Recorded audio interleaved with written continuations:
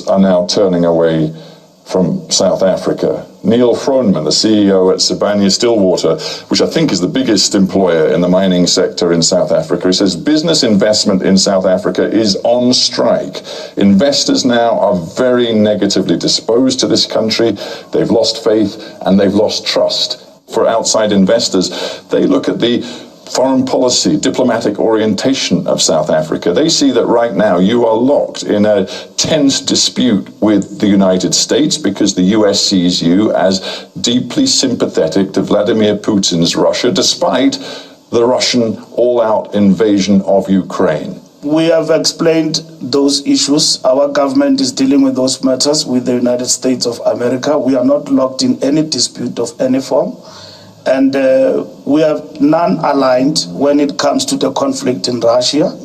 And that is the line we're pursuing. Well, for a start, the US ambassador here in South Africa said that he had evidence that weapons had been loaded onto a Russian... I met with him yesterday. He apologized for being overzealous and saying things that he shouldn't have said. Yeah, you say he's apologized. We have not heard him himself issue an apology. Well, I am saying to you, he have apologized. I met him right here in the Revolutionary House yesterday. Your government has launched an investigation about that alleged weapons shipment. It is correct. Can you categorically guarantee to me here and now, as the head of the ANC, that no weapons were put on board that vessel? Our government has reassured the ANC that there is nothing to the truth about weapons being exchanged between our countries. I phrased my question carefully. Can you now categorically say no weapons were put on board that Russian ship? I've explained to you that there is a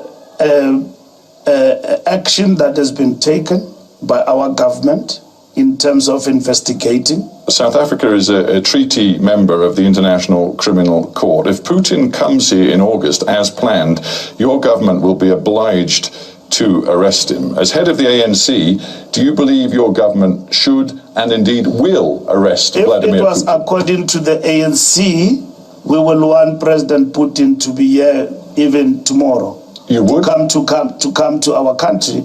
But you would welcome Vladimir Putin here right now? Of course we will welcome. A man who is being investigated for war crimes by the International Criminal Court. We will welcome him to come here as part and parcel of BRICS, but we know that we are constrained by the ICC in terms of doing that. Putin is a head of state. Do you think that a head of state can just be arrested anywhere? How many crimes have your country committed in Iraq? How many crimes have everyone else who's so vocal today committed in Iraq and Afghanistan? Have you arrested them? You have not. You know the impact that this stand of yours... You're making a lot of noise about putting a state of working for peace between Ukraine and Russia, and you failed to resolve the war. Where are the weapons of mass destruction?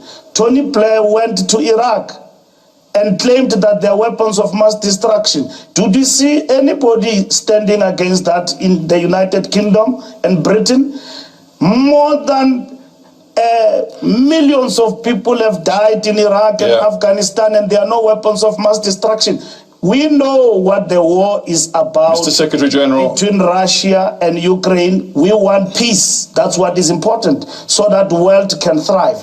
And organs and institutions of the world that institute world peace must not be conspicuous by their silence in deciding decisively. We don't have much time left. I want to bring it back to domestic South African politics before we end. You acknowledge with me very candidly that the load shedding is causing real political damage to the ANC. You called it an Achilles heel. You know the opinion polls show that the ANC right now is sunk well below the 50% mark in terms of support, which means in the 2024 election, it is highly likely you will not win a parliamentary majority. You're probably, if you can rule at all, going to have to rule by coalition. Are you looking at Julius Malema's economic freedom fighters as a partner for the ANC after 2024? I've been heading ANC elections now for over a decade. I've never gone to an election where the polls have been positive about the incumbent. Because of the sense of incumbency, you will always be affected negatively by the polls. Well, forgive me, go but to in the previous field and elections, work. the ANC has polled 60%, 70%. No, this time you're at the low 40s. No, we didn't. Why African leaders always asked about Russia, Ukraine, but no one is asking about return of the stolen land, the diamond that has been taken from South Africa, and minerals that has been stolen from Africa, and many artifacts that has been taken out from this continent. No one asking about reparation. And recently, I see Professor Pierre Lumumba tweeted, and I read it. Since the advent of LGBTQI and the Russian-Ukraine war, Western journalists have become increasingly arrogant when interviewing African heads of state. This arrogance must be condemned. So